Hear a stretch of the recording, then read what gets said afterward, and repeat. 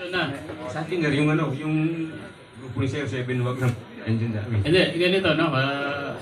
Mamaya, magpipirmahan kayo mamaya. Wala nang mauulit dito. Ako may message ako kay King, kaya ako pinahanap. Na-identify ka namin, ikaw ang bumaril sa tropa ko. Ha? Hindi, makinig ka lang muna. Hindi kami magsasalita kung hindi totoo. Buti hindi tinamaan yung tropa. Ngayon, pagbibigyan kita. No? Wala, hindi ka namin kakasuhan. Nandito si attempted homicide daw. Sabi ko, okay na. Wala naman tinamaan. Pero sa susunod na magkita kitang magawak ng baril at meron ka pang gagawing kalukuhan, sinasabi ko sa lahat ito, no? Pinakahuli na yung ginawa mo. No? Sa susunod,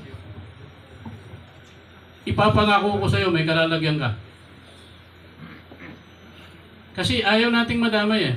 Pinoproteksyon na natin yung sibilyan, pero kung ang tropa ko, titirahin mo, wala kang karapatang mabuhay. Alam ko, nasa Quran yan. Ha? Naintindihan mo yun? Ha?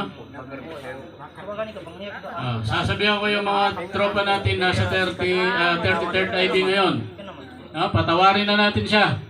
No, baka hindi niya alam kung anong ginagawa niya noon. Pero pag inulit, naririnig ng lahat, pag naulit ito, sigurado ko hindi ka na makakabalik dyan sa barangay nyo.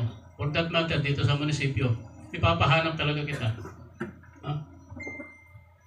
I-declare ka namin kaaway. Kasi kaibigan ka namin, pero tinitira mo yung tropa. Okay ba yun?